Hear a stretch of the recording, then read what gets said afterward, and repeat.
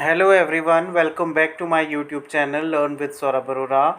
Today we are going to discuss the objectives of business. कल की हमने video में पार्ट 1 में हमने पढ़ा था meaning of human activities, economic and non economic and meaning of business. आज हम पढ़ेंगे objectives of business. So first of all हमें पता है कि बिजनेस क्या होता है. Business means busy. Who is busy? People is busy in earning more and more money. अब यहाँ पे पहले हमें ऑब्जेक्टिव्स का मीनिंग भी पता होना चाहिए. ऑब्जेक्टिव्स क्या होते हैं? हमारे जो लॉन्ग टर्म प्लान्स होते हैं जो हमें अचीव करने होते हैं ऑर्गेनाइजेशन में, ये ऑब्जेक्टिव होते हैं. ये कुछ ऑब्जेक्टिव्स दिए गए हैं, ये दूसरे हैं, लेकिन हम अब क्लास 11th के पॉइंट ऑफ व्यू के आपको समझाऊंगा. Let us begin.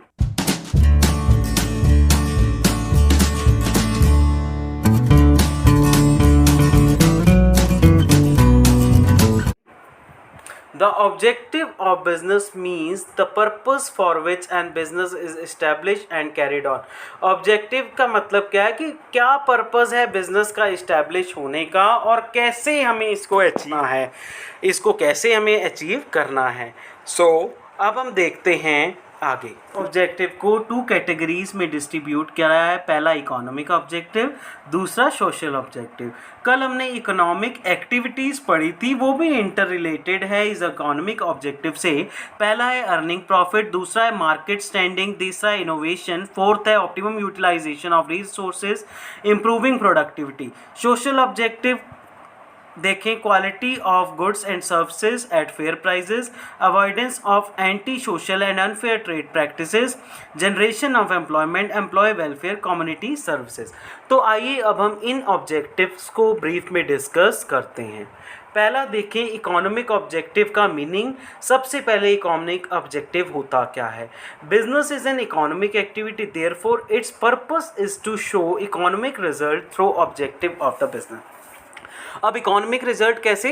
इनका मेन मोटिव क्या है? प्रॉफिट अर्न करना. तो देखिए पहला ऑब्जेक्टिव इकोनॉमिक ऑब्जेक्टिव में है profit means excess of income over expenditure. The foremost and prime objective of the businessman is to earn profit. The business can not survive without earning profit. Not only survival but it is required for growth and expansion of business.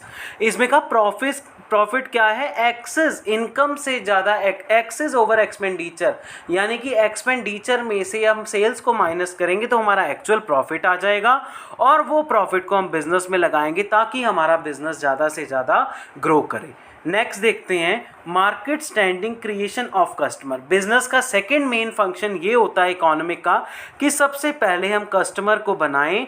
जब हम उनकी needs and wants को satisfy करेंगे तब हम अपना prime target definitely achieve कर पाएंगे.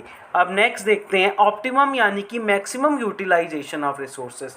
कौन से रिसोर्सेज हैं? यहाँ पे बहुत सारे रिसोर्सेज गिवन हैं. मैन है, मटेरियल है, मनी है, मशीनरी. इसको हम 4 M's भी बोलते हैं एम्प्लॉयड इन द बिजनेस, कि हमें मैन का जो भी ह्यूमन रिसोर्स है उसका ज़्यादा से ज़्यादा ऑर्गेनाइजेशन में ऑप्टिमम यूज़ करना है और मटेरियल का भी ज़्यादा से ज़्यादा यूज़ करना है, मनी का भी यूज़ करना है, मशीनरी का भी यूज़ करना है. यहाँ पे मनी वर्ड आया. मनी का मीन्स क्या है? Money is a medium of exchange in by which people can exchange goods and services. In return they give money to that particular shopkeeper or business owner and satisfy their needs. यहाँ पे बात करी optimum यानी कि इनका resource, इनका use, इन resources का use हमें ज़्यादा से ज़्यादा करना है अपने बिजनेस ऑर्गेनाइजेशन में. नेक्स्ट देखिए इम्प्रूविंग प्रोडक्टिविटी. अब प्रोडक्टिविटी कैसे इम्प्रूव होगी ये अब हम देखते हैं. पढ़ें.